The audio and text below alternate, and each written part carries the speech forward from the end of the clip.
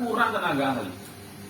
Sistem silvikultur itu budidaya di dalam hutan ya, cara nebang kemudian yang baiknya. Kebetulan saya bagiannya pemanenan ya, kuliahnya itu di pemanenan. Udahlah kehutanan, saya tuh jurusannya teknologi hasil hutan, program studinya adalah pemanenan hasil hutan. Jadi memang kerjanya nebang, jadi gelandong. Jadi gelandong tuh, parah tuh. Nah ini problemnya, ini problem lain, memang problem di dalam sistem tata kelola. Hutan di Kalimantan itu nggak kayak kita nanam jagung, kita nggak nanam mangga. Nggak kayak kita nanam mangga. Hari ini nanam 20 tahun lagi udah gede. Diameternya udah gede. 20 tahun udah gede. Bisa kita tebang lah ininya gitu. Hutan Kalimantan tuh nggak gitu karakter tanamannya. Namanya dari jenis Dipterocarpaceae akacea. Riap itu penambahan diameter kayunya itu riapnya kecil bang. Untuk dapat itu bisa ratusan tahun, yang ukurannya besar itu ratusan tahun.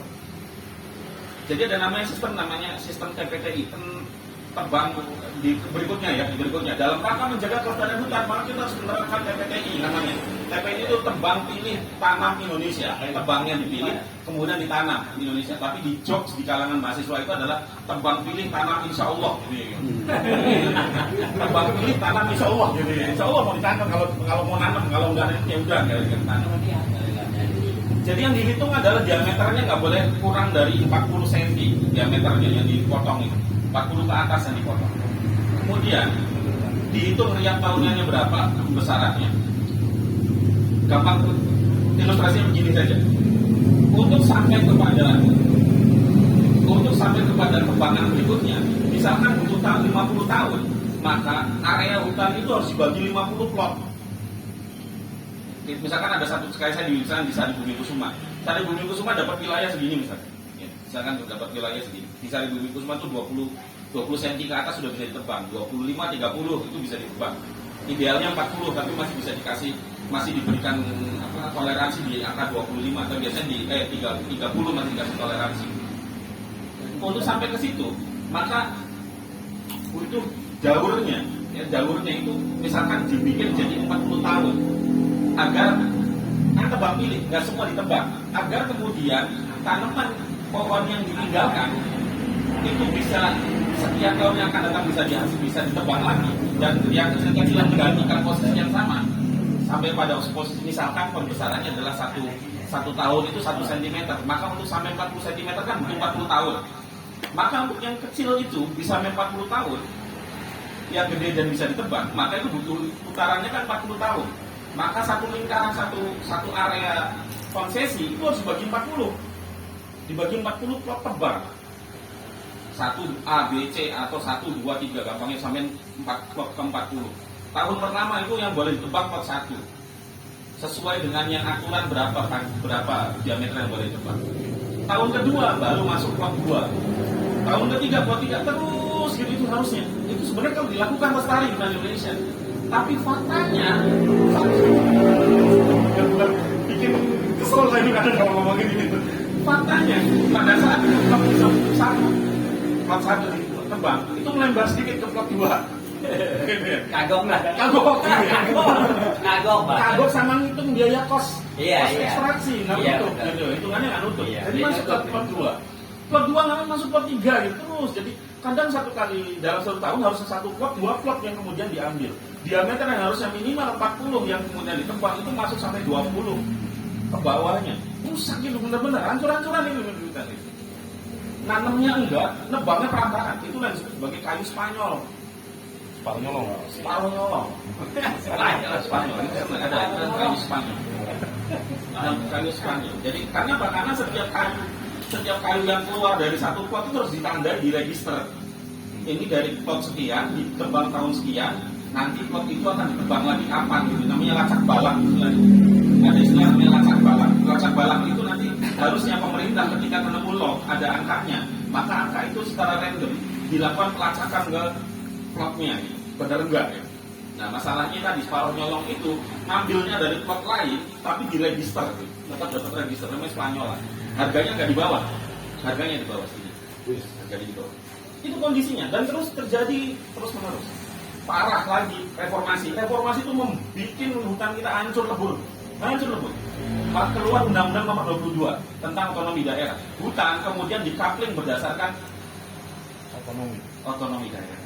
Yang menguasai hutan adalah bupati. Jadi bupati bisa memberikan izin konsesi hutan. Berlaku dari tahun 99 sampai 2005.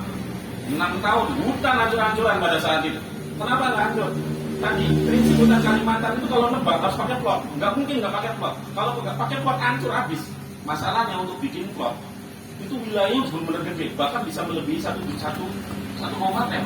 Ketika kita dipotong dari satu kabupaten, dan satu kabupaten juga dipotong lagi berdasarkan konsesi hutan, nggak mungkin pakai daun. Maka semuanya pakai sistem tebang habis.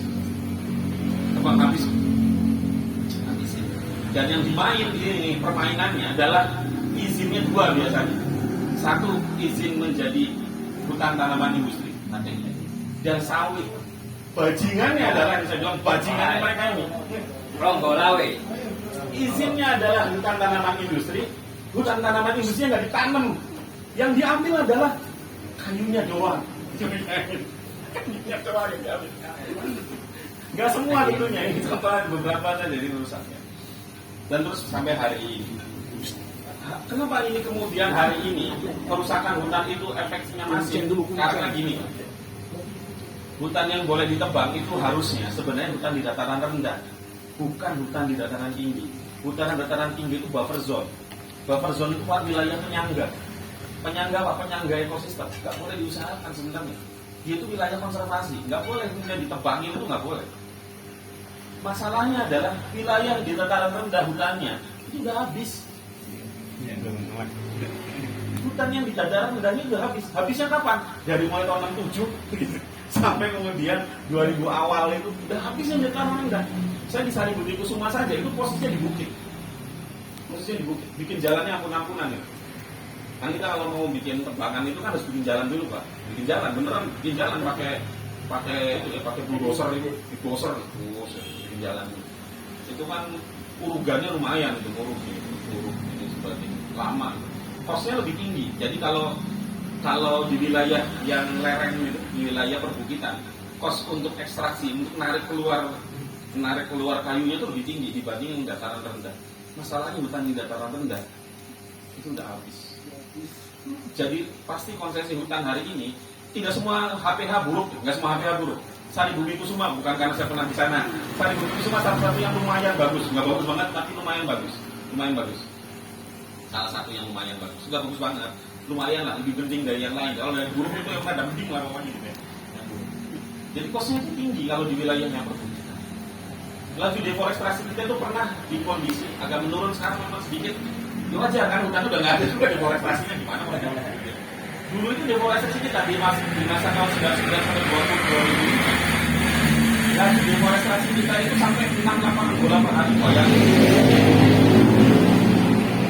Deforestasi seharinya itu 6 lapangan bola per hari. Persoalannya deforestasi 6 lapangan bola per hari, tapi kita nggak punya tim nasional yang hebat. Itu kan luar biasa gitu. Tim nasional sepak bola kita nggak ada yang hebat, padahal deforestasi 6 lapangan bola sehari. Harusnya kan jauh untuk main bolanya. Nggak nyambung ya, beda. Itu kondisi kita. Jadi kalau kita bicara tentang kerusakan hutan hari ini, itu adalah akumulasi dari sistem. Saya akan menyampaikan suatu unpopular opinion, pendapat yang tidak populer. Kita seringkali nyalahin pemerintah, selalu nyalahin pemerintah. Memang pemerintah salah. Pemerintah memang salah, Pak. Salah luar biasa. Tapi kita juga punya andil. Kita punya andil. Masyarakat kita Indonesia dan juga masyarakat luar internasional itu punya andil akan kerusakan hutan Indonesia. Dari mana kita punya andil masyarakat Indonesia? Satu dari paradigma. Kita dari sekolah dasar diajari bahwa hutan. Saya baru nyadarnya pas di fakultas kehutanan ya, pas kuliah itu. Sebelumnya saya juga punya pikiran yang sama. Hutan adalah sumber daya alam yang bisa diperbaharui. Masalahnya, saya dari SD itu kan nggak pernah masuk hutan Kalimantan. Tahunya adalah kebun. Banyak kebunnya aja kebun mangga, kebun ini. Dalam benak saya hutan itu, pohon itu dalam waktu 20-30 tahun udah gede-gede. Ternyata hutan Kalimantan nggak bisa kayak gitu. Kalimantan Sumatera nggak bisa kayak gitu. 20 tahun, 30 tahun itu masih kecil ya Pak. Masih diameternya belum bisa ditebak. nggak cocok. Dari jenis Dipterocarpaceae kan meranti, model meranti. Itu juga yang menjadikan kayu dari Sumatera dan Kalimantan itu jadi idola di luar negeri sana karena kekuatannya yang luar biasa. Pohon yang riak tahunan, riak itu penambahan diameternya kecil, maka kualitas kayunya pasti kuat kualitas kayu. Jati aja itu kan 70 tahun, daurnya 70 sampai 80 tahun, jati itu baru boleh tebang. Jawa itu pengelola hutannya lumayan baik perhutannya. Yang bikin sistemnya bukan kita, yang bikin sistemnya adalah Belanda. Sistemnya Belanda yang bikin itu, perhutani itu Belanda yang bikin. Belanda. Nah kita ini problemnya satu paradigma, seakan-akan bahwa hutan itu akan bisa ada namanya resiliensi. Jadi dalam hutan itu namanya resiliensi. Resiliensi itu kemampuan untuk kembali pada kondisi semula. Resiliensi hutan itu di hutan Kalimantan itu 100 tahun ya, 70 sampai 100 tahun dia bisa kembali seperti semula. Resiliensi lama. Kita nganggap hutan itu tebang hari ini 20 tahun yang akan datang udah rimbun lagi, padahal nggak dijamin. Apalagi hutan Kalimantan belum tentu itu bisa tumbuh. Anakan-anakannya belum tentu bisa tumbuh sempurna seperti pohon sebelumnya. Itu paradigma yang salah di kita. Akibatnya apa? Akibatnya kita pakai sumber daya alam hutan itu, secara boros. Kita pakai sumber daya hutan itu boros. Pakai tisu boros itu. Padahal itu dari kayu. Dari kayu. Kita bisa habis-habisan pakai tisu sehari. Kena air sedikit aja oleh tisu. Padahal itu harus tebang kayu itu. Harus tebang kayu. Bekam pakai kertas juga. Nah, gitu, maksudnya sistem itu begitu. Bahwa ini problem kehutanan itu problem sistemik, bukan sekedar pengelolaan, tapi paradigmanya dari awal salah. Paradigma di negara kita dalam menyusun kehutanan itu udah salah dari awal. Hutan itu dianggap sebagai mining awalnya, tambang, diambil lagi. Toh nanti juga akan tumbuh sendiri. Dan itu kemudian cara berpikir itu ditularkan kepada masyarakat. Kita boros banget pakai tisu, kertas, plywood, triplek, plywood. Di Sari Bumi Kusuma itu dari mulai hulu sampai hilir ini industrinya. Jadi kayu ditebang, nanti dibawa sampai ke satu tempat, itu langsung dibikin jadi plywood. Dikupas itu ada yang jadi bubur kertas, ada sebagai pulp and paper. Makanya ada industri yang namanya pulp and paper. Kebutuhan kita kertas tinggi. Maka apa yang dilakukan? Hutan alam harus ditebang karena nggak efisien. Hutan alam itu nggak efisien. Kalau dibikin jadi pulp itu nggak efisien. Kosnya terlalu tinggi. Maka harus dilakukan harus jadi ikon tanaman industri. Jadi monokultur, akasia atau eukaliptus pilihannya.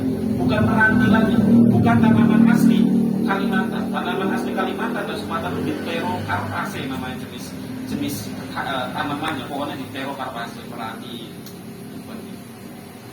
Maka digantilah kemudian menjadi akasia yang kecepatan pertumbuhannya. Persoalannya akasia dan sebagainya ini dia tidak bisa pegang tanah dan pegang air. Nggak bisa pegang tanah, pegang air, nggak bisa pegang air. Tanah itu maksudnya dia nggak mencengkram tanah. Dia juga nggak bisa keep air di dalamnya gitu. Walaupun bisa cuma sedikit. Beda dengan Dipterocarpaceae yang luar biasa. Pajunya langsung indah, air akan ngalir di ceruk yang ada di itunya, ceruk kulitnya. Jadi fungsi dari kulit kayu yang ada ceruk-ceruknya itu fungsinya untuk ngalirin air. Nanti airnya itu ngalir langsung ke atas dan langsung diturunkan ke bawah. Ini kondisi yang terjadi di kita. Kondisi. Masyarakat internasional juga hipokrit luar biasa, munafik karena masyarakat internasional. Masyarakat internasional itu minta pengelolaan hutan lestari, tapi mereka tetap mereka minta kayu Spanyolan tetap minta. Dan ini satu data yang terbaru, bahkan ya memang hutan itu untuk bayar hutang. Pasca IMF itu kenapa kemudian harus dibikin kecil-kecil? Karena memang kita butuh dana untuk bayar hutang ke IMF. Ini sistemik memang problemnya di hutanan kita. Dari awal itu udah luar biasa asuransi hutan kita. Nah, kondisinya udah. Satu lagi DAS, daerah aliran sungai. Ini juga nggak selesai program DAS, hidrologi daerah aliran sungai. Kalau Anies Baswedan itu kan disebutkan pernah diledekin masalah angin nggak punya KTP. Nah saya ganti sekarang, air itu nggak punya KTP. Karena gas itu nggak bisa dibatasi oleh wilayah. Seperti kasus hari ini, rusak hutannya di Tapanuli yang bagian atas. Yang kena bencana yang di hilir. Nggak ada KTP-nya mengair gitu kan. Nggak ada KTP. Sehingga harusnya pemerintah kalau gas ini, itu nggak boleh sektoral. Nggak boleh kemudian wilayah ini dipegang oleh kabupaten ini, wilayah ini, sungai bagian ini dipegang. Nggak bisa. Pemerintah pusat yang harus turun. Pemerintah pusat harus turun masalah gas dari ujung sampai ke ujungnya lagi, itu harus dari pangkal sampai ujungnya. Itu harus dipegang oleh pemerintah sehingga tahu kondisinya. Masalah gas kita tuh kayak gitu, pengelolaan yang parah. Jangankan yang jauh di Kalimantan dan Sumatera, di Jakarta jangan selesai. Antara Bogor dan Jakarta ribut terus kan gitu. Bogor, Bekasi, Jakarta itu kan ribut terus masalah aliran sungai itu. Sampai sekarang nggak selesai. Siapa yang tanggung jawab? Nggak jelas ya. Ya, kita ini memang problem dari kehutanan hutan yang itu mengarah kepada lingkungan. Itu memang luar biasa pelik, sudah sistemik, masuk kepada berbagai macam hal, sampai utang aja masuk, pembangunan, cadangan devisa, semua masuk ke semua di sana. Hutan itu hutan rusak. Sebenarnya hutan itu adalah parameter pembangunan ekonominya benar apa enggak. Itu hutan. Kalau hutannya rusak, maka pembangunannya memang parah sistem.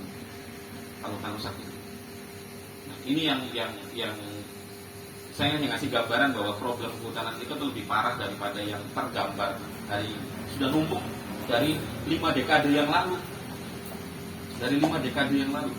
Kenapa sekarang itu semakin besar bencananya? Karena posisi hutannya udah mulai makin naik. Posisi hutan yang ada itu sudah mulai makin naik, posisi makin paling atas. Udah akumulasi kerusakan yang ada. Segala macam upaya untuk mengembalikan hutan itu kan pernah terjadi, adakan moratorium ya kayak moratorium tebang ini itu moratorium itu penghentian sementara konsesi hutan, jadi nggak boleh nebang lagi. Itu juga nggak tahu tuh, nggak jelas untungannya tuh gimana ya, tetap aja gitu. Karena itu nggak bisa dalam kapitalisme, sistem kita hari ini sistem kapitalisme, seluruh aktivitas ekonomi itu berdasarkan supply dan demand. Ada demand, ada supply. Ada demand, supply nggak ada juga, diada-adain kan gitu. Walaupun itu harus merusak hutan. Tambang sekarang juga nambah problem tekanan kepada hutan. Kenapa? Pola hidup kita juga makin boros energi. Orang dulu naik sepeda, ini salah satu kritik saya kepada masyarakat hari ini. Orang dulu naik sepeda itu goes, ngayu, bukan pakai listrik. Gimana ceritanya sekarang naik sepeda pakai listrik kan gitu? Naik sepeda yang tadinya tujuannya menghemat energi berubah menjadi pemborosan energi. Kenapa? Karena sepeda listrik harus dicas. Dicas itu pakai listrik. Listrik Indonesia pakai batu bara. Batu bara Indonesia itu adanya di Kalimantan, Sumatera. Adanya di bawah hutan. Mau nggak mau hutannya harus ditebang biar dapat apa? Batu bara. Rusak lagi. Sepeda listrik apapun yang listrik itu yang electric vehicle misalnya, itu pakai baterai, litium, butuh nikel. Nikel itu adalah barang tambang. Barang tambang itu adanya di hutan, di dalam hutan. Dan biasanya barang tambang ini bukan, sekali lagi, barang tambang kayak nikel. Itu posisinya bukan di dataran rendah, agak naik ke atas. Maka hutan di bagian hulu hancurin, mau nggak mau gitu. Dan kalaupun saya jadi pengusaha tambang, melakukan penambangan di wilayah hutan itu untungnya luar biasa. Kenapa untungnya luar biasa? Pasti suka sekali ya kalau itu. Itu dia, belum nambang udah dapat duit duluan gitu ya.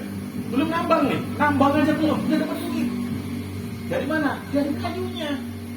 Kayunya diambilin dulu, udah dapat duit. Jadi nggak punya modal, nggak bisa jalan.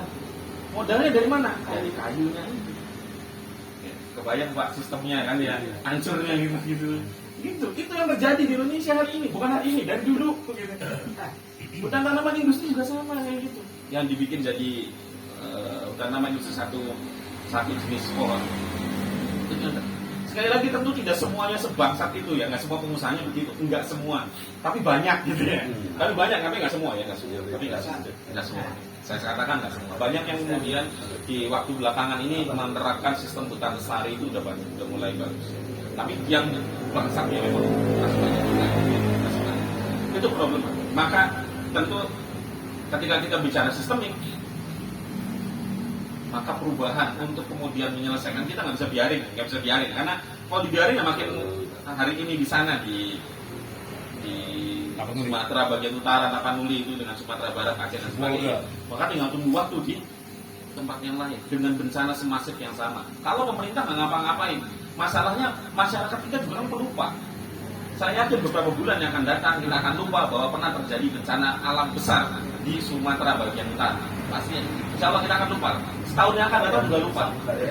Setahun yang akan datang insya Allah kita lupa. Termasuk kita yang ngomongin di sini juga lupa nih Pak. Termasuk saya yang ngapain juga lupa.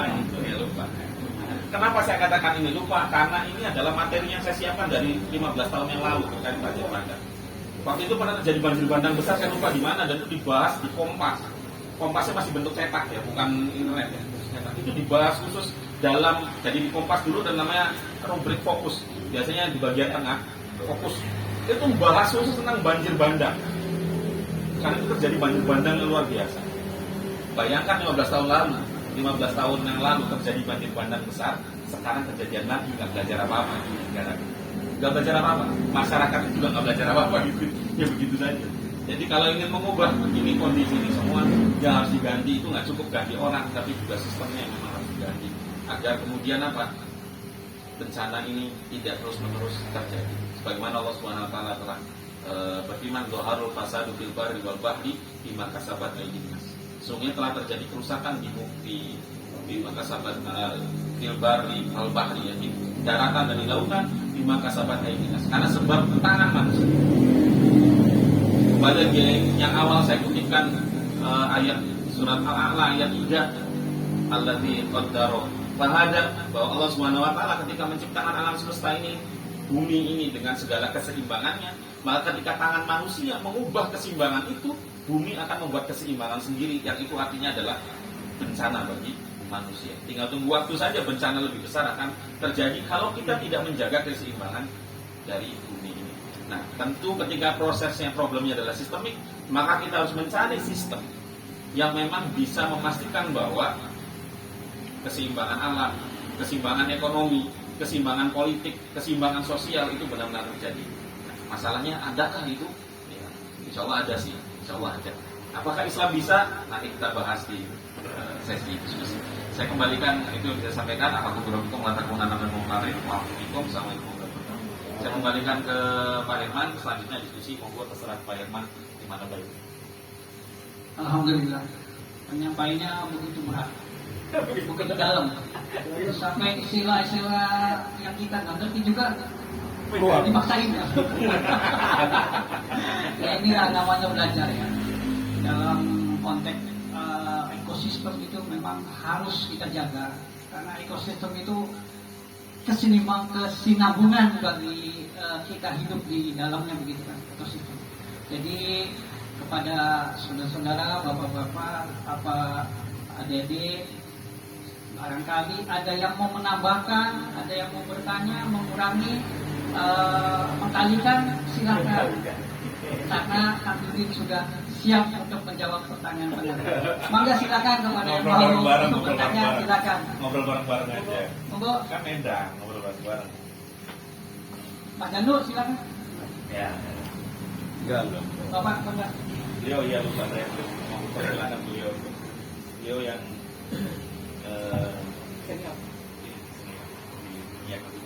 Assalamualaikum warahmatullahi wabarakatuh. Waalaikumsalam. Bismillahirrahmanirrahim. Assalatu wassalamu ala asyrofil anbiya'i wal mursalin wa ala alihi washabihi ajmain. Rabbi shrah li sadri wa yassir li amri wahlul 'uqdatam min lisani yafqahu qawli.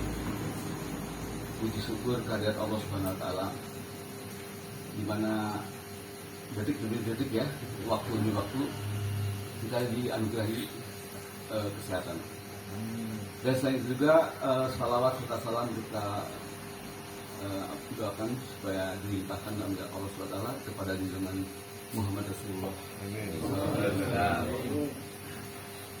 Tadi terkait dengan bencana yang telah dibahas sama guru kita Pak Juri. Itu memang betul ya, bencana bukan tanda Allah ya, bukan takdir, bukan jarak Allah ya. Jadi saya juga sangat sekali gitu ya. Karena kenapa? Saya sendiri bersiko kan, jadi secara konservatif sumber daya hutan itu emang udah jelas kelihatan Pak, bahwa ekologi Indonesia emang sebetulnya bagus, tapi pelaksanaannya itu emang tidak dijalankan kan gitu kan ya, dijalankan. Sementara saat ini pun dari tahun 90-an gitu Pak ya, itu sudah diterapkan sih beberapa sistem silvikultur secara sendiri ya, itu sampai ditanam sistem jalur sebenarnya gitu kan ya, sistem jalur ditanam. Tapi pelaksanaannya tetap dalam hal pemanenannya kan nggak bisa tuh, jadi tetap lahannya ke tebang habis gitu ya. Jadi akhirnya secara konservatif dari hutan itu sendiri habis kan ya. Jadi secara perlindungan konservatif sumber daya air ya sama hutan ya, itu tidak ada keseimbangan. Yang terjadi saat ini pun demikian, sampai di hulu-hulu sungai itu yang mestinya hutan lindung, yang mestinya dipotlot, yang di SAU ya, mungkin berapa 20 tahun dibutuhkan bulan di sampai dengan 2 tahun, tapi pelaksanaan tetap nggak dijalankan. Nah, tahunnya nggak betul-betul gitu ya. Jadi imbasnya ke kita, gitu, imbasnya ke kita, karena kita kan misalnya tetap aja data rendah ya. Iya. Jadi, gitu. Sementara area-area yang berhutan yang sampai dataran tinggi seperti topografinya sangat tinggi yang boleh dikatakan kategori hutan lindung, tetap di Terabas ya. di hutan babat kan. Cuma satu lagi Pak Dudi saya mau tanya itu ya, langkah kita yang terbaik gimana nih untuk menjaga keseimbangan lingkungan itu ya, supaya ini ya, supaya bisa tidak terjadi bencana yang terlalu sering ya. Karena saya sendiri pernah ngalamin di Kalimantan itu namanya banjir sampai ke bukan lagi di perkotaannya, tapi sampai di desa yang paling hulu itu pernah ngalamin tenggelam. Tahun berapa? Iya. Tahun berapa? Tahun 94. Iya. Waduh. Berarti sekarang masih SMP.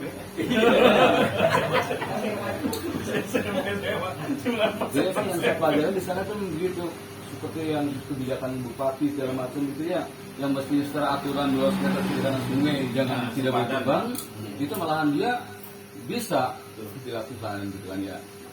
Tujuannya untuk kesadaran masyarakat. Terus sebetulnya itu kan tidak mengajarkan ya kepada masyarakat untuk bisa menjaga lingkungan dan gitu kan. Yang tadinya sistem dari kehutanan itu bagus, kan ya, jadi supaya begitu. Tapi ternyata demikian. Jadi saat ini tuh yang tulisan saya itu gimana sih gitu langkah-langkah kita itu supaya keseimbangan lingkungan ya, itu kita saling bisa meningkatkan ini, bisa meningkatkan supaya tidak terjadi bencana gitu ya. Kita perlu itu partisipasi bersama, tidak kemana gitu ya. Karena sekarang itu udah kadung kalau istilah bahasanya gitu ya, kadung gitu ya, kadung itu udah habis gitu ya sampai ke kondisi apa ya. Kita aja Pak Andri ya, bisa enggak ada lebar karena yang saat ini tuh untuk menjaga keseimbangan itu bagaimana kedepannya gitu ya, cara kita nih kan ya. Untuk kita masih dikasih kesempatan usia yang lumayan panjang. Jadi kita aja Pak. Yang lainnya. Assalamualaikum warahmatullahi wabarakatuh. Waalaikumsalam. Barangkali ada yang mau menambahkan, ada yang mau mengurangi, silakan di Pak Tom barangkali mau ada tambahan atau gimana? Berhubung nggak ada pertanyaan selanjutnya, maka pertanyaan tadi mohon dijawab oleh guru kita kan. Mudah-mudahan bisa lebih jelas. Minggu depan nggak lagi. Baik, satu-satu saja biar nggak repot umum juga intinya terkait dengan pertanyaan kedepannya sebetulnya saya ingin bahas tentang sistem. Jadi memang kalau secara sistem itu sistem tata kelola hutan, pengelolaan hutan secara akademisnya lah gitu ya, itu sebenarnya bagus, sebenarnya bagus. Itu kita mengalami perubahan-perubahan dari mulai awalnya kan tebang pilih Indonesia menjadi tebang pilih tanam Indonesia, bukan insya Allah ya, tebang pilih tanam Indonesia. Ada THPB, tebang habis permudaan buatan, tebang habis permudaan alam, juga ada macam-macam gitu. Ada yang tebang pilih tanam jalur ya Pak, tebang pilih tanam jalur. Saya pernah ngelakuinnya tebang pilih tanam jalur itu pernah melakukan langsung, pernah di divisi itu di tebang pilih tanam jalur. Pernah masuk itu dan kemudian melakukan penanaman secara jalur. Jadi prinsipnya sebenarnya secara sistem itu baik, tapi aplikasi implementasi lebih tepat implementasinya itu kadang berantakan di apa namanya di lapangan, berantakan. Sistem secara yang dibuat oleh para akademisi, para ilmuwan kehutanan, para ahli-ahli kehutanan itu bagus, tetapi implementasi ngomong parah Pak. Sudah ya tadi, karena yang mengelola hutan, yang pegang hutan itu bukan orang yang peduli dengan kelestarian hutan. Yang penting dia habis, saya dapat, yang penting dapat keuntungan gede, urusan belakangan lah. Jadi hitung-hitungannya dia begini, saya dapat konsesi sekian ratus ribu hektar misalnya, sekian ratus ribu hektar. Saya sudah dapat plot sekian plot, gitu. Misalkan bisa untuk plotnya sudah dipasang sampai 40 tahun, misalkan nanti yang sampai 40 tahun ke depan dia aman lah. Ya udah habis saya tebang aja gitu. Nggak ada masalah, karena memang dia cara berpikirnya demikian. Jadi secara sistem itu baik, implementasi yang buruk. Implementasi yang buruk secara sistemik, pemerintah juga nggak peduli dan sebagainya, itulah yang kemudian melahirkan. Dan kenapa kemudian implementasi yang buruk? Ya tadi, karena demand terhadap kayu Kalimantan dan Sumatera itu tinggi banget dan harganya menggiurkan. Selama demandnya tinggi, maka yang terjadi adalah supply harus terus akan dikejar, digenjot. Sisi lain, negara juga butuh pemasukan, baik pemasukan bagi negara maupun pemasukan bagi iya, kantong, iya, itulah. Saya takut ada yang lewat di depan. Karena memang hutan itu bagian dari konsesi ini, konsesi kekuasaan. Kamu kalau dukung saya, maka kamu dapat bagian hutan ini. Itu juga masuk ke sini. Maka jangan aneh di masa Orde Baru, kalau kita melihat struktur penguasa hutan itu, penguasa hutan bukan Tarzan ya maksudnya. Penguasa hutan itu strukturnya adalah orang dekat lingkaran kekuasaan semua. Kok Hasan, Prabowo Sutejo gitu ya. Nah, itu siapalah, kita tahu lah mereka gitu ya. Nah, banyak lagi yang lain ya, saya nggak sebut lah gitu ya. Itu juga gitu ya. Itu adalah orang-orang dekat lingkaran kekuasaan. Jadi memang itu bagian dari konsesi kekuasaan juga. Dan itu terjadi sampai sekarang. Termasuk konsesi tambang di beberapa wilayah di Tapanuli dan sebagainya. Itu kan informasi terakhir sampai bilang kita nggak bisa buka nama perusahaannya karena harus minta izin dulu kepada presiden, ya gitu ya. Artinya perusahaannya punya kaitan dengan presiden. Itu sudah hal yang biasa di dunia kehutanan, gitu, kaitan dengan konsesi ini. Hal yang biasa, bukan hal yang aneh. Jadi itu dengar itu, ya dari dulunya juga begitu, gitu. Dari dulu begitu ya. Ini soal perizinan ya, perizinan dari atas sudah ini. Nah lalu bagaimana ke depan? Hutan memang sudah hancur-hancuran terburuk dalam kondisi demikian. Bencana sebagai sesuatu yang sudah tinggal tunggu waktu di beberapa tempat lain akan terjadi. Tentu kita tidak berharap, tapi ya udah sunatullahnya demikian kan gitu. Ke depan bagaimana? Tentu harus dibagi dalam beberapa langkah. Langkah yang pertama tentu jangka pendek ya, yang terdekat. Ya kita harus berisik lah intinya sih ya gitu, berisik. Kalau kita berisik maka pasti mudah-mudahan negara akan mau dengerin kita ya. Berisik di media sosial, berisik di berbagai macam platform yang bisa menyampaikan agar apa? Agar kemudian wilayah-wilayah konservasi yang di wilayah hulu itu tidak dikonsesikan apapun, baik menjadi hutan untuk ditebang maupun bagi tambang. Itu harus biar dia jadi buffer zone. Dan ini juga menebang wilayah hulu itu juga bertentangan dengan aturan Islam, nggak boleh. Dalam Islam itu ada kaidah la doror wala diror, tidak boleh melakukan hal yang bahaya dan juga tidak boleh melakukan hal yang membahayakan. Aktivitas kemudian menebang wilayah-wilayah buffer zone tadi, wilayah konservasi di hulu, itu adalah aktivitas yang membahayakan bagi siapa? Bagi orang yang di wilayah hilir, membuat kerusakan di atas muka bumi itu nggak boleh. Itu konsep di dalam Islam, itu nggak boleh wilayah-wilayah buffer zone itu kemudian termasuk sempadan sungai itu kan kita kan karena negara kita nggak bisa memberikan, negara kita hari ini tidak bisa memberikan jaminan atas rumah yang layak, perumahan yang layak bagi masyarakat. Maka yang terjadi adalah orang tinggalnya di sempadan sungai. tinggalnya sepadan sungai itu nggak boleh ditinggalin. Teorinya itu dalam teori das itu 2 meter kanan kiri itu nggak boleh itu. 2 meter kanan, 2 meter kiri itu nggak boleh ada bangunan apapun. Nggak boleh, kanan kiri itu nggak boleh. Kanan kiri, 2 meter kanan, 2 meter kiri. Itu nggak boleh ada bangunan apapun.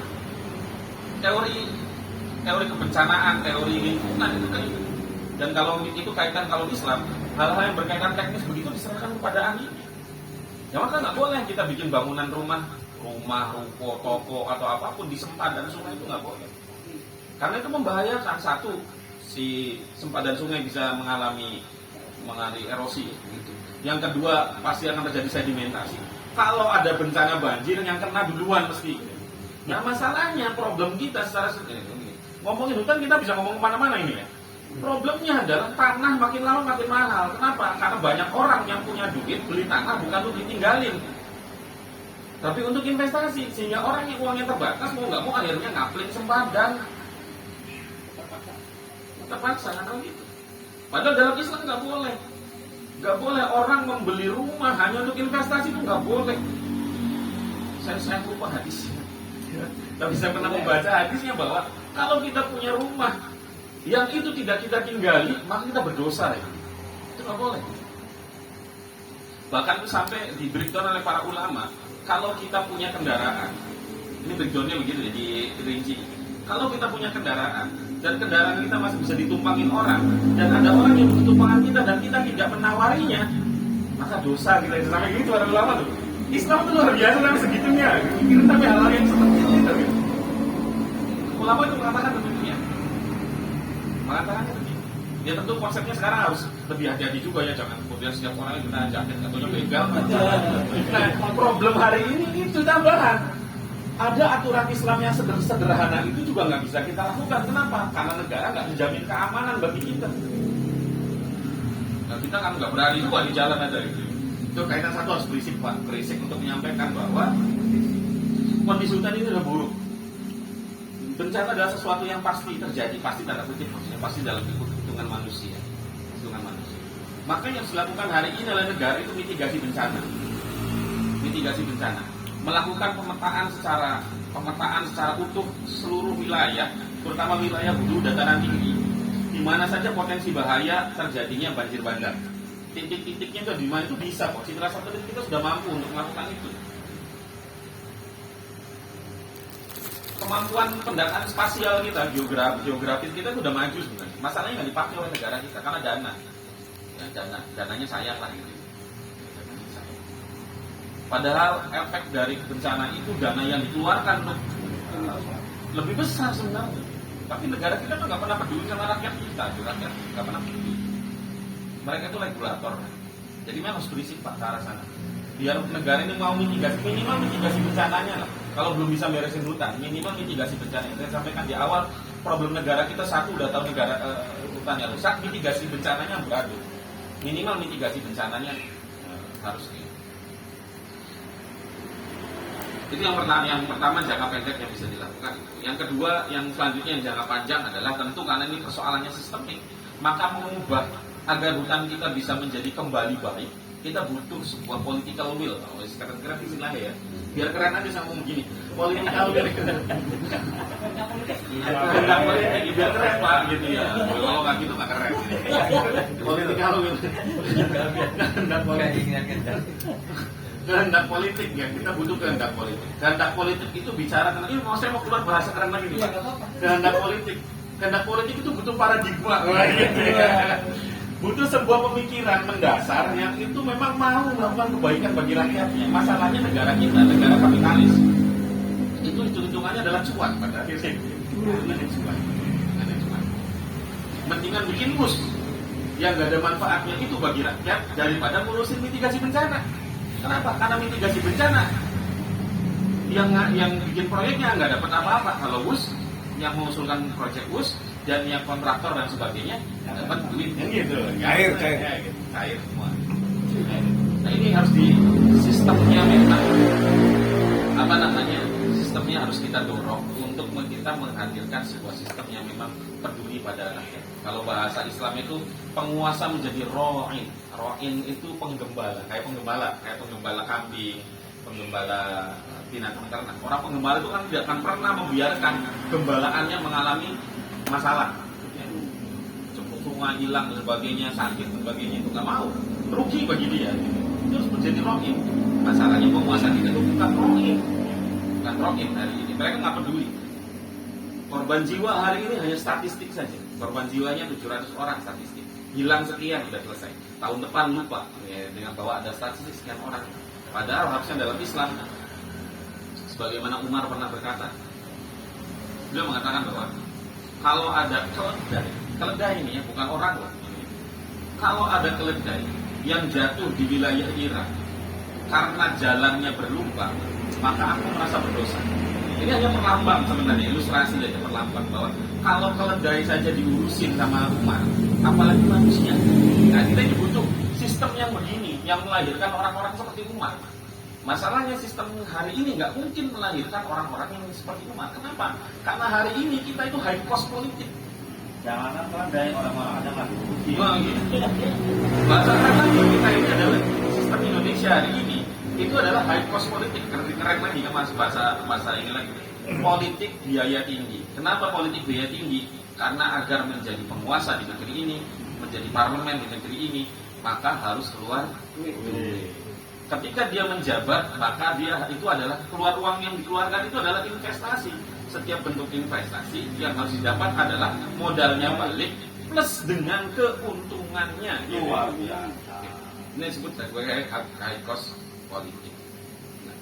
Jadi agar kemudian hutan kita kembali lestari, hutan kita menjadi baik, lingkungan kita menjadi baik, rakyatnya kemudian dipelihara oleh negara, maka sistem yang melahirkan high cost politik ini harus diganti dengan sebuah sistem yang itu untuk jadi penguasa nggak mesti kayak gitu nggak mesti kayak gitu, nggak perlu high cost politik begitu ya.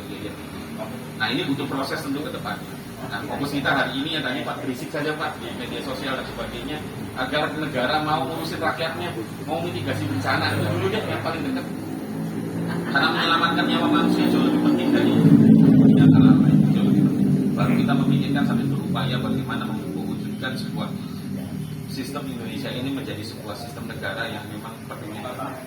Itu Pak Satrio, Pak Herman, barangkali Pak Herman mau nambahkan juga boleh. Terima kasih kepada Kang Budit, penjelasannya begitu panjang, pertanyaannya juga rada panjang. Jadi barangkali ada unek-unek dari bapak-bapak saudara sekalian di otaknya ingin bertanya atau tulisannya kurang ya, towel temannya, ayo nanya begitu. Monggo kepada Pak Haji, Chef, barangkali bertanya silakan. Monggo. Hutan apa ya? Hutan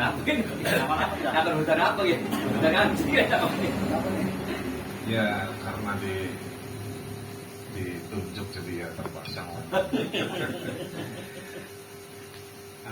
Maha Guru yang terhormat. Ada Maha Guru. Bencana di Indonesia itu bukan sekali ini aja. Tadi Ustaz bilang itu 15 tahun yang lalu. Jadi ingat ada tsunami, ada Merapi meletus, ada kemarin saya tinggal di Bekasi ya, banjir bandang dari Bogor, masih banyak lagi lah ya.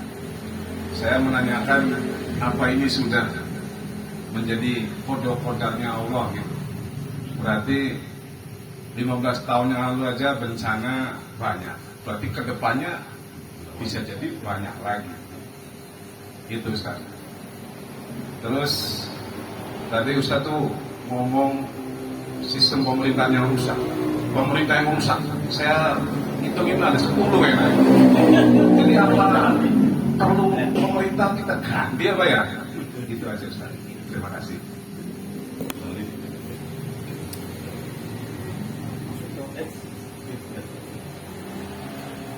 Ya, terkait dengan apakah bencana itu takdir, ya tentu kita kembali pada pemahaman takdir bahwa segala sesuatu yang sudah terjadi itu adalah takdir bagi kita. Nggak mungkin kita menyebutkan karena konsep takdir yang asli kan yang intinya adalah kan segala sesuatu yang terjadi pada manusia itu sudah menjadi takdir bagi dia. Kenapa? Karena sudah tercatat di Lauhul Mahfuz. Walaupun bukan berarti kemudian yang tercatat di Lauhul Mahfuz itu memaksa manusia untuk melakukan itu. Tetapi semua yang terjadi di dunia ini pasti sama dengan yang ada tercatat di Lauhul Mahfuz. Imam Sufyan Ats-Tsauri pernah ditanya suatu saat, pernah ditanya, ya Imam Sufyan Ats-Tsauri, Imam mau nanya nih, pertanyaan yang menurut saya memang ya itulah pertanyaan. Ada pertanyaan lain. Kalau Nabi Adam itu nggak makan buah kuldi, kita bilang buah kuldi, ya. Kira-kira apa yang terjadi? Gitu ya, pertanyaannya kan gitu. Kepikiran tapi sudah ada orang nanya kayak gitu deh. Ya aneh ada orang nanya. Mas Sufyan Ats-Tsauri kemudian diam aja sambil mikir, ya bukan mikir, bukan lebih jawab, cuma mungkin mikir orang nanya iseng banget gitu. Nggak beli-beli dah. Nggak beli-beli, nggak beli-beli. Apa jawaban Mas Sufyan Ats-Tsauri? Jawabannya luar biasa. Jawabannya, saya mungkin nggak kepikiran jawabannya. Sederhana jawaban. Jawabannya cuma tidak mungkin Nabi Adam tidak makan buah kuldi. Tidak mungkin. Sudah pasti Nabi Adam makan buah kuldi.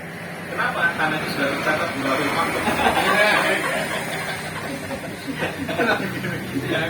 Ya benar memang kan bahasanya kan begitu. Jadi nanti kalau mau mendalami di sesi yang lain ya, saya ingin jawab yang ringan-ringan saja. Tapi takdir itu adalah, takdir itu bukan berarti kita nggak punya peran di dalam. Takdir itu bukan berarti kita nggak punya peran. Ada hal-hal yang memang kita nggak punya peran, ada hal-hal yang memang kita punya peran dengan kejadian-kejadian yang terjadi di dalam kehidupan ini. Sebagian bencana memang kita nggak punya peran, sebagian bencana kita punya peran. Bencana yang nggak punya peran, gempa misalnya. Gempa itu kita nggak bisa prediksi apapun sama sekali. Gempa bumi. Sampai saat ini tidak ada satupun teknologi yang bisa memprediksi terjadinya gempa. Yang bisa dilakukan hanya menyebutkan bahwa, nah ini tadi, saya agak susah nyarinya. Fenomena alam dengan bencana itu dua hal yang berbeda sebenarnya di dunia ini. Fenomena alam itu, gempa itu fenomena alam. Bencana adalah ketika manusia nggak bisa kemudian tidak bisa melakukan mitigasi sehingga menghasilkan melayangnya korban jiwa, itu namanya bencana. Gempa memang tidak bisa diprediksi, tetapi para ahli itu sudah tahu alur mana yang wilayah-wilayah yang itu kemudian rawan gempa, itu bisa diprediksi. Tentu tidak bisa secara khusus bisa menghilangkan korban, minimal meminimalisir terjadinya efek kerusakan, kematian dan sebagainya. Itu ada di wilayahnya manusia. Itu ada bencana, fenomena alam yang memang kita nggak bisa punya peran sama sekali di dalam. Tetapi ada fenomena alam yang merusak. Saya menggunakan kata fenomena alam yang merusak. Fenomena alam yang bisa mengakibatkan kehancuran, tetapi itu bisa diprediksi dan bisa dicegah. Bencana ekologi itu masuk kategori itu. Bencana ekologi kayak banjir bandang itu bisa dicegah dan bisa kemudian dimitigasi. Bukan hanya kemudian mitigasi itu efeknya yang diminimalisir, tetapi bencananya itu bisa dicegah. Tsunami itu nggak bisa, termasuk salah satu tsunami itu nggak bisa diprediksi. Nah, banjir bandang itu bisa. Tadi sudah disampaikan di awal bahwa itu pembentukan terjadinya natural dam dan sebagainya itu sudah bisa kita ketahui dari beberapa hari sebelumnya.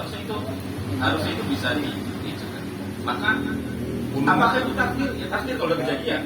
Tapi takdir yang kemudian berkaitan dengan aktivitas kita sebagai manusia. Bagian dari, tapi itu satu Lauhul Mahfuz, tapi nggak mungkin kemudian nggak sama dengan pasti sama dengan. Tetapi ada peran manusia di dalam, sebagaimana disampaikan Allah tadi, Zoharul fasadu fil barri wal bahri bima kasabat najis. Ada peran manusia di dalam. Itu Pak, kalau mau detail bisa sampai sore, sampai subuh. Nanti insya Allah ada sesi khususnya. Nah, terkait dengan menyebut berkali-kali sistem pemerintahan kita rusak, itu namanya subliminal message. Apa tuh? Subliminal message itu kita memasukkan pesan tanpa sadar, kita pelan-pelan lagi masukin ke orang bahwa pemerintahan kita rusak ini berkali-kali. Jadi akhirnya orang akan tahu, oh iya pemerintahan kita rusak, padahal mah awalnya nggak sepakat-sepakat amat. Subliminal message ya? Subliminal message, jadi pesan yang dimasukkan ke dalam bawah sadar. Nah, jadi Ngeri maning, Pak. Ngeri maning, Pak. Berkali-kali awalnya mungkin nggak sepakat, cuma karena keseringan diomongin pemberian Saya hitungin 15 aja. pemerintahan kita harus sesuainya lama-lama kemudian tertanam di dalam benaknya gitu. Tapi sampai itu Ya jadi ya kenapa saya katakan kemudian sistem kata lagi ya. sistem bukan hanya pemerintahan ya, sistem yang berlaku pada seluruh kehidupan kita hari ini itu rusak. seluruhnya itu rusak. Sistem sosialnya rusak, sistem politiknya rusak, sistem lingkungannya juga rusak, sistem ekonominya bermasalah, semuanya bermasalah. Buktinya apa? Buktinya adalah sosial rusak, pergaulan kita makin lama makin bermasalah. Kenapa? Karena pemerintah membiarkan itu. LGBT ada di mana-mana gitu. Makin rame gitu, makin rame. Kenapa? Karena pemerintah membiarkan itu. Ekonomi pajak makin tinggi, kehidupan makin susah, pasar makin sepi, pasar tradisional maksud saya makin sepi. Warung-warung kelontong di yang kecil-kecil itu makin lama makin makin turun ininya. Omsetnya makin turun karena daya beli masyarakat makin kecil daya kemampuannya. Ketika daya beli turun, harga naik, daya beli turun, maka orang kan cenderung untuk pegang uang lebih lama. Sebenarnya bukan pegang uang lebih lama sih, bingung mau belanjanya kemana gitu. Dia hanya akan membelanjakan kepada hal-hal yang memang yang dibutuhkan saja. Gitu. Kalau nggak butuh-butuh amat juga. Walaupun itu tidak merata juga, artinya orang yang miskin akan semakin miskin, orang yang kaya ya akan bisa semakin kaya. Ada gap yang semakin lebar. Politik kita nggak perlu kita ngomongin, rakyat pengennya apa, politik penguasa kita ya inginnya sendiri saja. Jadi kita semuanya bermasalah. Nah ini yang harus kemudian diperbaiki oleh kita. Kita punya insya Allah kita bisa berperan untuk memperbaiki itu semua. Itu Pak Haji. Siap. Terima kasih. Apa? Itu doang kan? Iya. Nah, gitu. Saya kembalikan ke Pak. Gak apa-apa sih Pak, masih pendapat. Biar rame, ini kan megang biar gak bicara. Silakan Kang Yani, barangkali ada tambahan. Di luar konteks nggak jadi masalah ya. Di luar konteks nggak apa-apa. Barangkali konteks yang lain gitu kan. Saya perjodohannya apa, pinjolnya apa, judo segala macam mau bola. Gitu kan. Kang Herman bagaimana nih? Kang Herman ada pertanyaan nggak? Hah? Oh deklarasi bunga. Kang Danu, Kang Sehu, monggo silakan. Ayo, monggo. Tekan saja nih, Kang Sehu barangkali ada unek-unek monggo. Itu aja ya. Kacau ya. Suara keras waktunya. Dia nggak usah pakai itu suara keras. Iya. Sampai.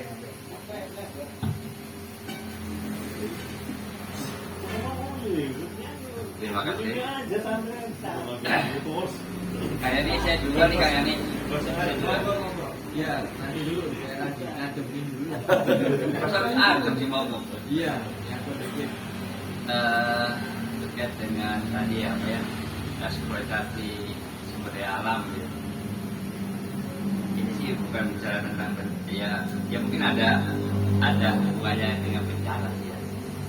Ini sih yang skala kecil, Pak Guru. Ganti lagi nih. Jadi kalau saya Mas Heru kan bermainnya bukan bermain, jadi apa namanya? Ya pokoknya kan yang pasir ya, batu. Itu kan termasuk penambangan juga, penambangan galian C. Ya betul Mas Heru ya. C itu belum air. Artinya kalau di dalam Islam kan mungkin tidak diperkenankan, tidak diperbolehkan apa hal-hal yang mengangkut air, api, lahan, hutan itu dikuasai oleh pribadi atau korporat. Sementara itu ini ya ilustrasinya. Nah, kan yang jadi pertanyaan itu apakah emang kayak penambangan galian C gitu ya? Penambangan galian C itu itu juga termasuk hal-hal yang emang nggak boleh dikuasai oleh pribadi, karena ada faktanya itu penambangan C itu biasanya ya oleh pribadi, ya maksud pribadi ya jarang ya swasta jarang yang swasta, jadi dibikin seperti perusahaan apa Freeport memang itu enggak, tapi lebih ke pribadi lah, lebih ke pribadi. Walaupun itu juga kadang emang ada dampak lah ya, ada dampak ya kayak waktu di yang terakhir tuh di Gunung Buddha ya sampai ambruk, terus di Galian C di mana ya di Kapul Libur juga sampai ada juga. Artinya ya sebenarnya sih mereka itu emang kalau kajian perizinan tuh kadang ada juga yang nggak berizin Pak Sel. Iya. Jadi kalau mau berizin tuh emang kalau kata adik saya yang di Semen Padang tuh emang ribet dan membutuhkan biaya yang lumayan lah kalau mau berizin secara ini ya, birokrasi. Karena apapun juga itu termasuk dalam kata kelola penambangan walaupun jadi artinya dengan apa yang tadi saya sebutkan tadi, apakah emang hal-hal kayak gitu yang pasti gitu ya, itu tidak boleh dikuasai oleh pribadi. Jadi sebenarnya ruang kepemilikan itu apa sih yang boleh atau enggak kalau pribadi itu gimana? Jadi dalam skala sejarah. Kalau di zaman Nabi kan apa namanya dulu garam. Mungkin kalau kita mikirkan garam ya laut ya mungkin ya. Nanti kalau sekarang kalau di garam kan di daerah Timur gitu kan banyak ini. Nggak selalu pengaruh dan itu kalau jadi dikuasai oleh pribadi juga gitu. Karena emang nggak terlalu signifikan lah terhadap ini perekonomian secara makro. Terima kasih Pak Guru. Boleh nggak mau itu? Boleh. Bebas. Ini forum bebas. Siapa saja boleh bicara. Assalamualaikum warahmatullahi wabarakatuh. Ya, ini kan temanya mengenai bencana ya. Ya, dasar penebangan hutan atau pembarangan liar. Jadi pada akhirnya mengalami suatu bencana musibah tersebut itu ya bukan berarti atas kehendak Allah SWT, berarti kehendak bukan atas dasar manusianya sendiri. Dan bencana alam yang sekarang ini itu kenapa pemerintah kok tidak memberikan bencana tersebut sebagai bencana nasional? Padahal itu sudah jelas sekali bencana tersebut kan besar. Kenapa ya? Apakah ada tanda kutip di situ? Ya, dan kami masyarakat rakyat itu bertanya-tanya karena tanda kutip. Jadi masyarakat bertanya, ada apa gerangan gitu? Bagaimana untuk menjelaskannya? Terima kasih. Assalamualaikum warahmatullahi wabarakatuh. Yang itu agak mikir kan. Mikirnya suwe. Menurut sampaikan dikit. Kaitan dengan kenapa bencana di sana tidak dijadikan sebagai bencana nasional, ya saya nggak tahu penyebabnya. Karena tentu yang paling tahu adalah pemerintah yang punya kewenangan. Saya sendiri nggak paham tentang syarat sebuah bencana disebut sebagai bencana nasional. Saya nggak paham. Cuma satu hal yang pasti, ketika sebuah yang saya pernah baca terkait dengan bencana nasional adalah ketika sebuah wilayah disebut sebagai bencana nasional, maka recovery-nya seluruhnya harus berasal dari negara. Recovery-nya dana recovery-nya itu dari mulai ngebersihin, rumah kan pada rusak dan sebagainya ya, dari mulai membersihkan segala macam kan ada kayu segala macam, bersihinnya sampai kemudian membangun kembali, mengkapitalisasinya, itu semua dananya harus dari pemerintah. Pertanyaan, pemerintah punya uang nggak? Itu pertanyaannya. Anggarannya banyak uang. Yang di mana?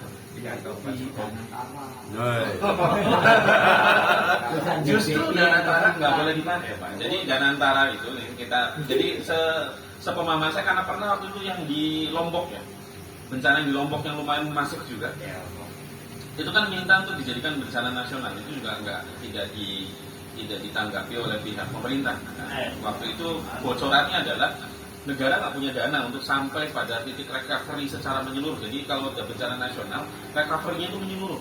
Seluruh itu diganti tuh rumah-rumah yang itu rumahnya harus diganti semua. Pokoknya recovery-nya menyeluruh lah seluruhnya. Nggak boleh revitalisasi, rekonstruksi tempat dan sebagainya, itu semuanya dananya dari pemerintah. Persoalannya apakah pemerintah punya dana? Jadi dananya kan dana bencananya nggak cukup lah intinya gitu. Dan itu pernah dibahas secara khusus terkait dengan yang Lombok. Dan saya mencurigai kasusnya adalah sama dengan bencana di Lombok itu. Nusa Tenggara lah waktu itu, bukan Lombok ya, Nusa Tenggara pokoknya di sana karena saya sudah cuma itu persis kemungkinan besar ada di situ posisinya. Apakah akan menjadi bencana dijadikan statusnya dinaikkan jadi bencana nasional? Ya saya pikir butuh bergantung kepada tekanan publik kepada pemerintah. Pemerintah kita kan kalau ditekan oleh publik biasanya nyerah juga pada akhirnya gitu ya. Nah ini ya nanti dilihat ke depannya apakah tekanan publiknya cukup untuk membuat pemerintah ini apa namanya. Tapi ini juga menjadi persoalan sebenarnya. Ini persoalan saya sendiri termasuk yang kalau harus begitu boleh saja dibikin bencana nasional, recovery dari pemerintah. Tetapi ini kan bukan bencana yang kayak di Lombok, Nusa Tenggara yang gempa itu ya. Ini bencana ekologi, problemnya karena kerusakan di hulu. Kalau kemudian kerusakan ini diserahkan recovery-nya kepada pemerintah, yang enak itu perusahaan. Harusnya adalah kasusnya kayak Lapindo. Yang dikenai untuk melakukan recovery keseluruhannya itu adalah perusahaan yang pegang di situ. Kalau nggak bisa, ya sekalian dipretelin aja orangnya gitu ya. Gitu. Maksud saya begitu. Justru ini juga harus menjadi concern kita. Kalau ini jadi bencana, ya yang enak adalah yang pegang konsesi lahan di wilayah hulu yang di sana itu dapat kayunya, dapat uangnya, dapat barang tambangnya. Ketika terjadi kerusakan, justru mereka tidak bisa dipidana. Nah ini juga harus didorong sebenarnya, apakah kemudian mereka ini bisa dipidana atau enggak juga harus dipikirkan. Masalahnya kan kita nggak nyampe ke situ, membicarakan di media tuh nggak ada obrolan ke situ, nggak ada sama sekali obrolan ke arah kesannya. Udah ya sudahlah, ini bencana. Tinggal bagaimana recovery selesai. Orang-orang yang kemudian menguasai wilayah hulu itu kemudian ya aman-aman, enak-enak aja. Padahal harusnya mereka lah yang kemudian dibuka saja datanya aja nggak bisa. Kan lucu sebenarnya. Buka datanya aja nggak bisa. Blokir. Nggak ngerti saya. Nah, itu kalian nih. Jadi kemungkinan besar sih kasusnya kayak yang di Nusa Tenggara itu. Ya dananya memang nggak ada. Artinya kalau itu ditalangin pemerintah bisa kerepotan untuk bayar utang, bayar operasional yang sebagainya yang lainnya. Kalau Danantara itu nggak bisa. Kalau Danantara itu kalau sudah masuk Danantara, uangnya nggak bisa diambil lagi. Karena di Danantara itu sistemnya adalah uangnya harus diusahakan dalam proyek-proyek yang sifatnya ekonomis yang menghasilkan keuntungan. Keuntungannya baru bisa dipakai untuk aktivitas lain, masuk APBN. Harus masuk APBN dulu, baru kemudian. Nah itu masuk APBN juga tahunan. Jadi kalau misalkan sekarang masuk ke sektor usaha tertentu, berarti baru tahun depan Pak uangnya masuk APBN-nya, nggak bisa sekarang. Dan nanti itu repotnya di sini, repotnya. Jadi sistemnya begini. Itu kalian. Jadi memang problemnya balik lagi ke pemerintah kita bukan kejebak sih, utang banyak gitu, uang nggak ada gitu, dikorupsi pula gitu. Nggak gitu. Nah itu yang kalian ini. Koacon yang bertanya lebih tahu dari yang ini lagi memuji saya ngetes nih. Serius ini pertanyaannya, yang bertanya lebih tahu sebenarnya. Lagi sidang skripsi. Baik, terkait dengan digalian saya bicara tentang fundamentalnya dulu ya, paling mendasar dari sistem ekonomi Islam. Jadi Islam itu bukan hanya ngomongin masalah sholat, zakat, puasa, haji, bukan, tapi juga ada sistem ekonomi di dalam. Salah satu ayat yang sering kali saya ulang-ulang sampaikan itu adalah prinsip ekonomi Islam, likai layakuna dulatan bainan agniya minkum al-asr ayat 7. Itu adalah prinsip dasar dari sistem ekonomi Islam agar harta tidak beredar di kalangan orang-orang kaya kalian saja. Itu salah satu prinsip dasar, salah satu. Al-asr ayat 7. Nah, itu nanti kalau di breakdown diturunkan itu nanti udah sampai ilat, nanti ilat itu sesuatu yang melahirkan hukum. Istilah itu di bahasa usul fikih kali. Nah, kaitan dengan barang tambang, hutan, ini masih satu kaitan. Rasulullah itu pernah sudah bersabda terkait barang tambang. Jadi kita jangan berpikir bahwa Islam itu nggak ngomongin barang tambang atau hutan, enggak. Islam itu ngomongin itu. Rasulullah bersabda, al-muslimuna syuraka fi thalathin. Kaum muslimin itu berserikat pada 3 hal. Al-kala'u wan al-ma'u wal kala'u wan naru. Al-ma, air. Yang pertama air. Kaum muslimin itu berserikat pada air. Jadi air yang sifatnya melimpah, tak habis-habis. Bukan air sumur rumah kita, bukan. Mata air, maksudnya sungai, danau, laut. Itu nggak boleh di-coupling. Karena itu adalah milik kaum muslimin, nggak boleh. Nggak boleh di-coupling oleh individual, nggak boleh di sini. Yang kedua adalah al-ma'u wal kala'u. Yang kala itu pada keberadaan sumber daya hayati, air hutan, yang jumlahnya juga melimpah.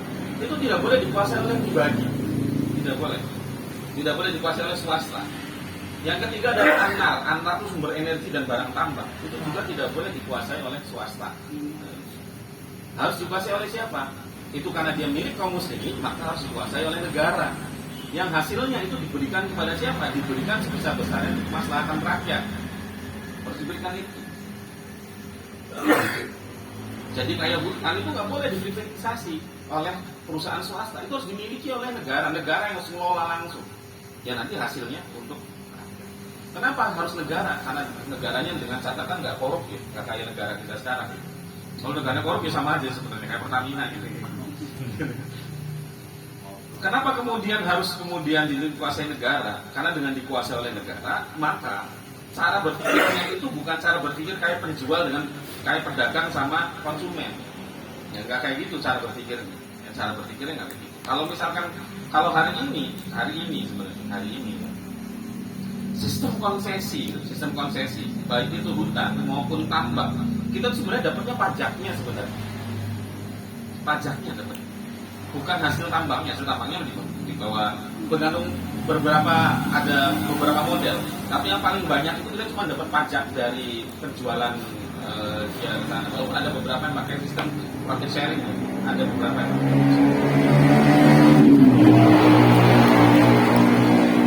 tidak boleh dikuasai oleh swasta. Ketika dikuasai swasta, yang terjadi cara berpikir orang swasta adalah bagaimana dia dapat keuntungan sebesar-besarnya. Itu prinsip dari swasta. Sedangkan negara tidak boleh dalam hubungan dengan rakyat itu prinsipnya adalah cari keuntungan, itu nggak boleh. Jadi hutan dan sebagainya itu harus dikuasai oleh negara karena dia adalah milik kaum muslimin seluruh.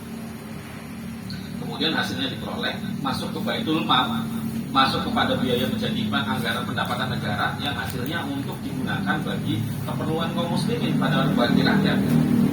Bisa untuk kebutuhan sandang, pangan, papan, kesehatan, pendidikan, keamanan. Itu harus dijamin itu semua. Walaupun dengan mekanisme ada mekanisme tertentu. Nah, lalu bagaimana dengan galian C? Tentu saya nggak bisa mengatakan galian C boleh dikuasai oleh pribadi atau nggak boleh, karena saya nggak terlalu paham fakta dari galian C dan sebagainya, nggak terlalu paham. Prinsipnya adalah sebagaimana tadi disebutkan oleh Pak Acong tadi terkait dengan tambang garam. Jadi di masa Rasulullah itu ada tambang garam. Oh, garam ditambang, iyalah, itu kan di sana nggak ada laut, kan gitu ya. Jadi garamnya itu adanya di dalam satu perbukitan. Jadi di beberapa wilayah di Timur Tengah, di Jazirah Arab, di beberapa wilayah di Afrika juga garam itu posisinya bukan di laut, tapi di dalam tambang.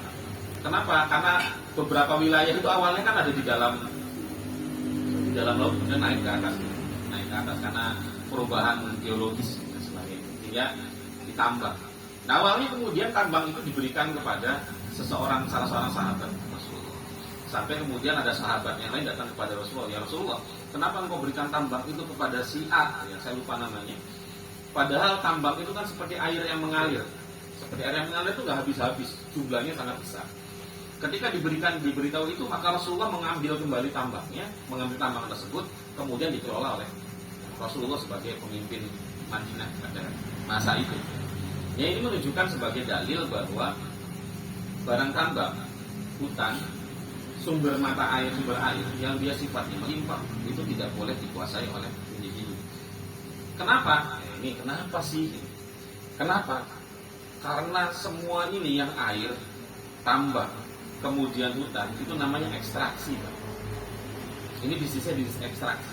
Bisnis ekstraksi itu tinggal ngambil, nggak perlu import. Inilah bisnisnya bisnis ekstraksi. Dan kenyataannya ini adalah bisnis yang paling menguntungkan. Hutan dan tambang ini adalah sektor bisnis yang paling menguntungkan, walaupun juga dua sektor bisnis yang keras. Bisnis ini keras, bisa nyawa. Dua bisnis ini harus main keras, harus tahu selak-selaknya keras. Dua bisnis. Tapi kalau kita melihat orang-orang yang hari ini menjadi konglomerat di Indonesia, konglomerat, penguasa, orang yang oligarki, yang hartanya banyaknya, yang duitnya nggak kehitungan, yang tidak ada nomor serinya, uangnya nggak ada nomor serinya. Awalnya mereka itu kalau nggak main tambang, main kalau nggak nambang ya, nambang juga bikin tambang. Apa ya bahasanya? Aduh, Mining. ya mining. Tetap nambang dalam.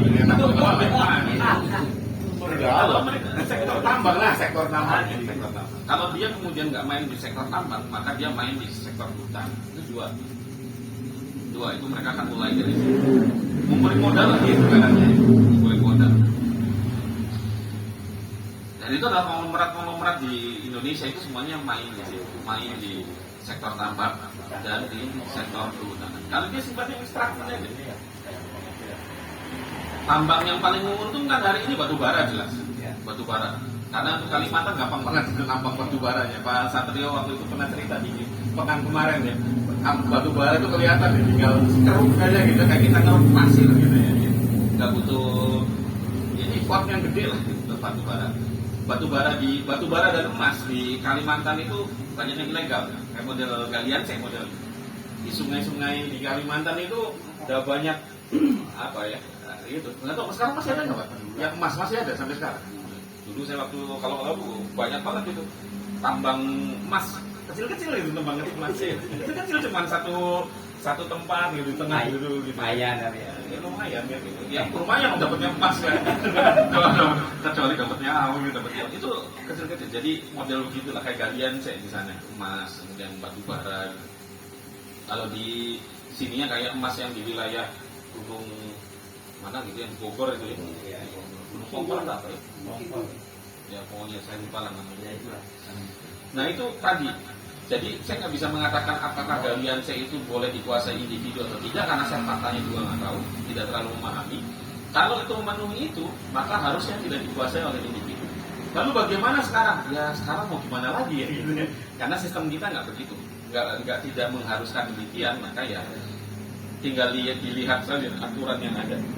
Tapi sistem pengelolaan tambang dan kehutanan yang ada sekarang jelas menunjukkan mengakibatkan kerusakan ekologi yang luar biasa. Kerusakan ekologinya luar biasa. Hutan rusak karena memang pengelolaan hutan buruk. Das sungai dan sebagainya juga rusak karena tambang yang juga asal nambang dan sebagainya. Jadi ketika kemudian sistem pengelolaan hutan dan tambang diserahkan kepada private, yang terjadi ya private itu swasta. Mau itu swasta perusahaan besar maupun swasta perusahaan kecil atau individu, yang terjadi adalah kerusakan di atas muka bumi. Itu kok jawabannya. Nggak menjawab kok sengaja. Ya, terima kasih kepada Kang Nudin. Cuma saya masih ada ini nih, ada unek-unek di pikiran saya ini. Unek sekali. Ya. Saya ingin mencoba menanggapi dari Pak Yani ya. Kenapa bencana ini tidak disebut bencana nasional? Seperti Kang Nudin tadi bilang, nggak semudah itu mengatakan bencana nasional. Karena apa? Biasanya kalau bencana nasional yang bukan ada pribadi kita yang di dalamnya begitu.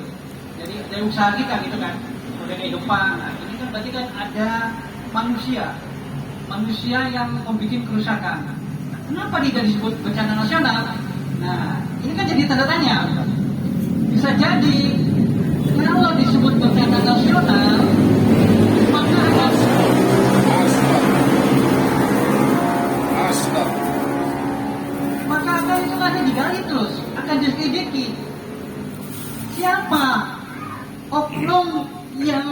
merusak hutan tersebut. Nah, kalau sudah ketahuan bahwa yang merusaknya PT ini, kepunyaan ini, otomatis siapa memberikan lisensinya? Siapa memberi izinnya? Nah, kalau sudah begitu kena lagi. Pokoknya menteri ini. Nah, mereka nggak mau disebut bencana nasional. Sampai nanti kosnya juga besar, seperti Kang Dodi tadi bilang, ya kan? Dan mau tidak pihak korporat untuk istilah itu mengganti semua kerusakan? Nggak mau. Jadi saling menutupi.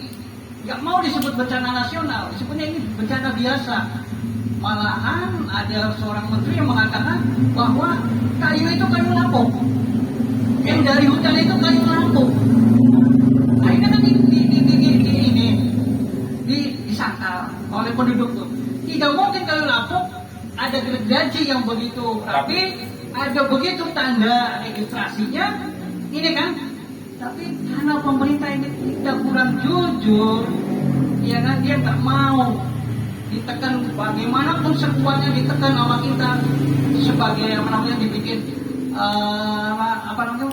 bencana nasional, mereka tidak akan mau karena akan terlibat semuanya di situ. Nah, itu Kang Yani, makanya nggak mau disebut bencana nasional, itu kan.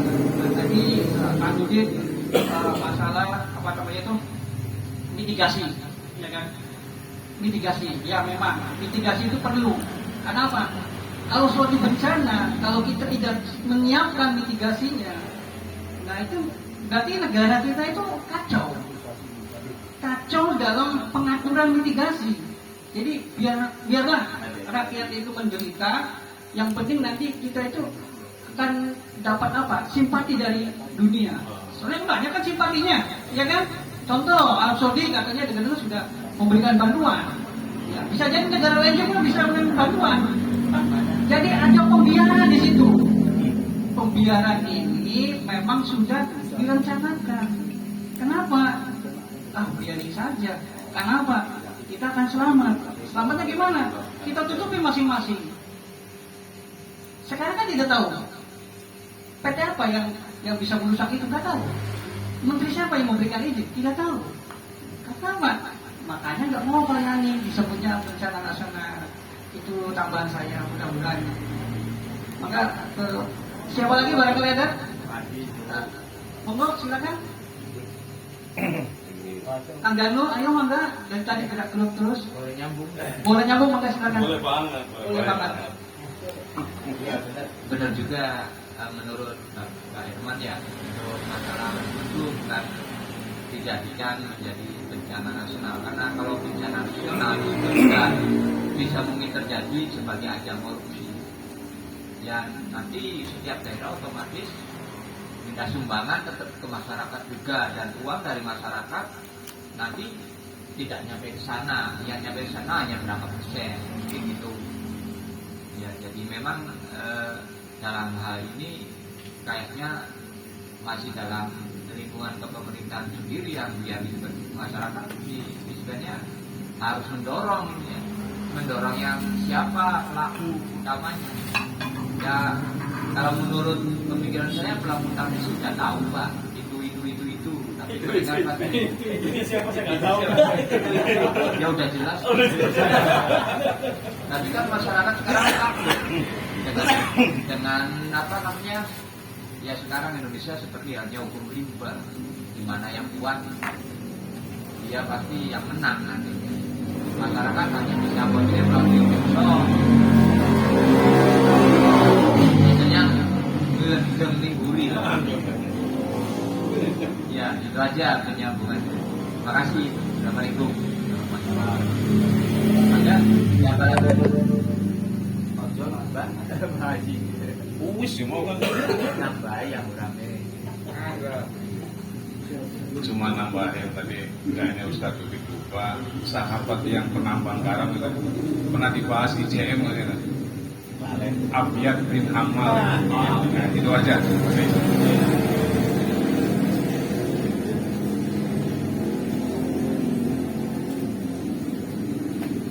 Karena sudah tidak ada penambahan, karena tidak ada pertanyaan lagi, dan waktunya juga sudah lumayan malam. Jadi bagaimana kan Dudi?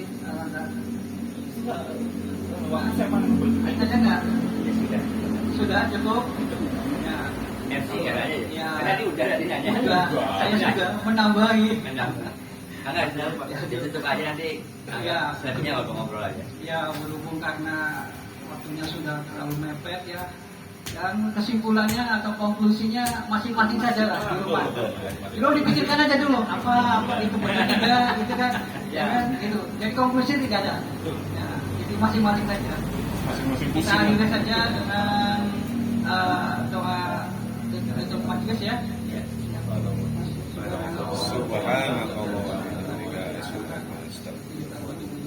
Assalamualaikum warahmatullahi wabarakatuh. Waalaikumsalam warahmatullahi wabarakatuh. Silakan yang mau ngobrol-ngobrol.